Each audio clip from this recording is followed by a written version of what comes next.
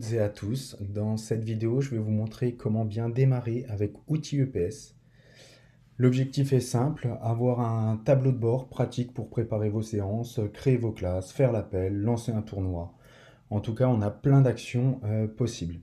On va avancer étape par étape, sans entrer dans les détails techniques. L'idée, c'est qu'à la fin de la vidéo, vous sachiez installer l'application, créer vos classes et utiliser quelques outils pour bien utiliser l'ensemble de outils EPS.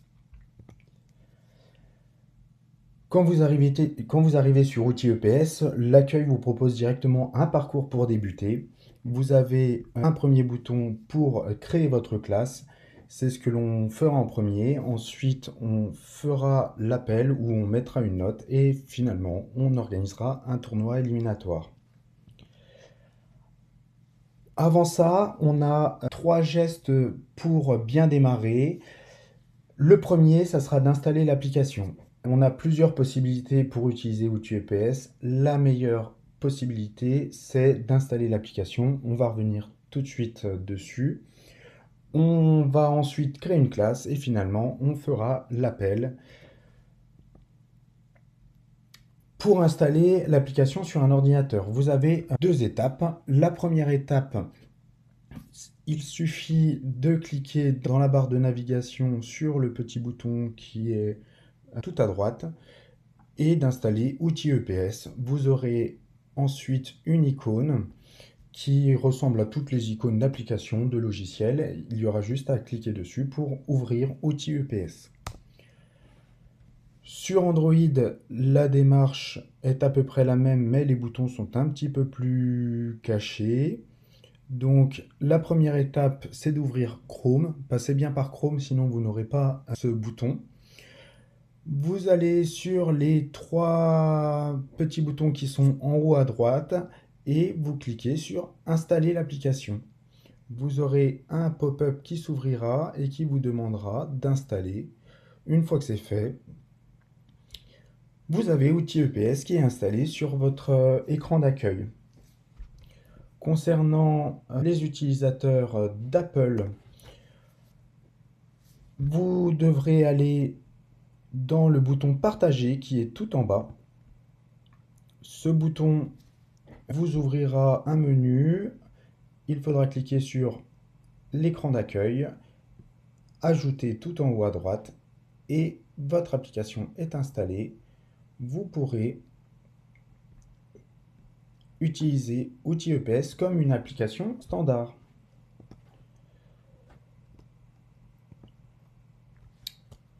À partir de ce moment-là, on pourra faire notre première étape qui est de créer votre classe, créer votre première classe. Attention, quand vous allez créer votre classe, vérifiez bien d'être sur l'application. Si vous êtes sur Safari, pour les utilisateurs d'Apple, vous allez pouvoir créer votre classe sur Safari, mais cette classe n'apparaîtra pas sur l'application. Donc prenez bien l'habitude de passer par l'application et non pas par Safari. Il y a plusieurs avantages, notamment l'application s'affiche en plein écran quand vous passez par l'icône de l'application, alors que vous avez des menus qui apparaissent quand vous êtes dans Safari. Donc, si vous créez une classe dans Safari, mais que cette classe n'apparaît pas quand vous ouvrez l'application, c'est tout à fait normal. Donc, créez votre classe directement dans l'application. Je le dis, je le répète, passez toujours par l'icône. C'est la méthode la plus sûre pour retrouver toutes les informations que vous avez créées. Pour créer votre nouvelle classe, vous allez cliquer sur Nouvelle classe, sur le bouton Nouvelle, vous donnez un nom à votre classe et vous avez plusieurs possibilités. Soit vous pouvez ajouter les élèves un à un, ou alors vous avez une méthode supplémentaire qui sera d'importer et de mettre à jour. Donc, je le montre ici. Vous pouvez importer un fichier de Pronote ou alors d'un fichier CSV. Peu importe le format de ce fichier, quoi, il doit être au format CSV. Ce que je veux dire, c'est peu importe les colonnes que vous avez dans votre document, vous pourrez sélectionner et dire que la colonne numéro 1 est le nom, la colonne numéro 2 le prénom. Donc ça dépend de votre fichier. Vous avez d'autres informations que vous pouvez ajouter si vous voulez, la date de naissance, le sexe, le niveau de l'élève, on en reparlera dans une autre vidéo. Si vous avez des équipes qui sont déjà faites, vous pouvez les mettre. Un commentaire, une VMA, plusieurs informations, mais ça on pourra réimporter un fichier et les informations se mettront à jour automatiquement. Quand j'ai sélectionné mes colonnes, je peux importer et du coup mes élèves seront ajoutés à Outils EPS. L'avantage de passer par l'application classe, c'est que les classes que vous avez créées, vous pourrez vous en resservir dans appel, dans tournoi, dans dossier élève. En tout cas, dans tout outil EPS, l'import sera facilité. On a créé notre classe, maintenant on va s'en servir dans les différents outils. Le premier outil qu'on va utiliser, c'est l'outil appel et notes. Donc on aura juste à cliquer sur ce bouton sur l'écran d'accueil et on se retrouvera dans l'outil faire l'appel ou mettre une note.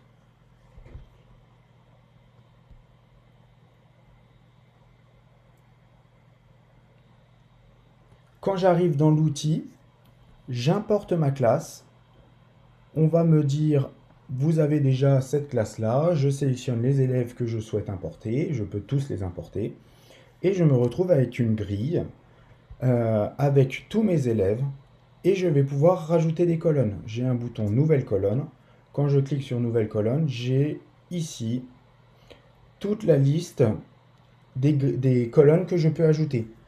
Dans un premier temps, je veux faire l'appel, donc je vais ajouter une colonne présence. Ainsi, je vais pouvoir dire qui est présent, qui est absent, en cliquant en face sur le bouton concerné. Si je reste un appui long ou un clic droit sur ordinateur, je vais avoir la possibilité d'afficher des éléments particuliers. Par exemple, je vais pouvoir dire un élève est en retard, un élève a un souci d'attitude. Voilà, j'ai différents paramètres. Toujours dans ce tableau, je peux ajouter d'autres colonnes. Par exemple, tout à l'heure, quand j'ai importé ma classe, j'ai dit que j'avais déjà fait mes équipes. Et donc, j'ai une colonne, j'ai ajouté une colonne info élève avec équipe, parce que mes élèves ont cette information-là. Et du coup, je peux voir ici toutes mes équipes. Je pourrais ensuite, si je le souhaite, faire un tri et trier selon l'équipe pour avoir mes élèves triés selon leur équipe. Je peux aussi ajouter une colonne notes. Je peux ajouter une colonne, donc ça on le verra plus tard, une colonne type résultat de séance. Par exemple, avec cette classe-là, j'avais fait un championnat. Et donc, je peux afficher dans mon tableau le classement qu'ils ont eu dans ce championnat.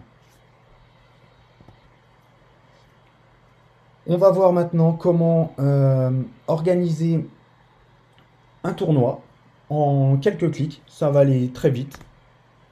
Je vais dans l'outil tournoi. J'importe ma classe. Je sélectionne les participants qui sont concernés, qui sont présents aujourd'hui.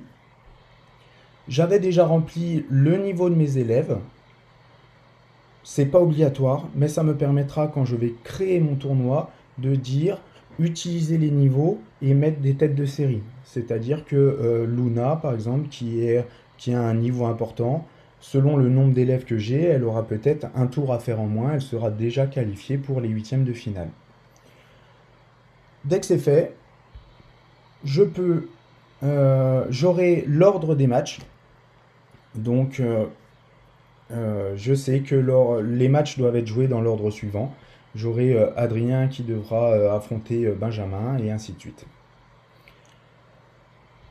J'ai un tableau qui sera créé, que je peux exporter pour pouvoir l'imprimer, l'afficher si nécessaire.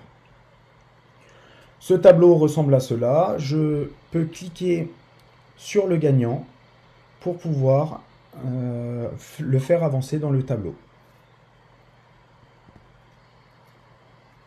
Un dernier point qui est important à connaître pour cette première utilisation d'outils EPS, toutes les données sont sauvegardées dans notre navigateur Internet.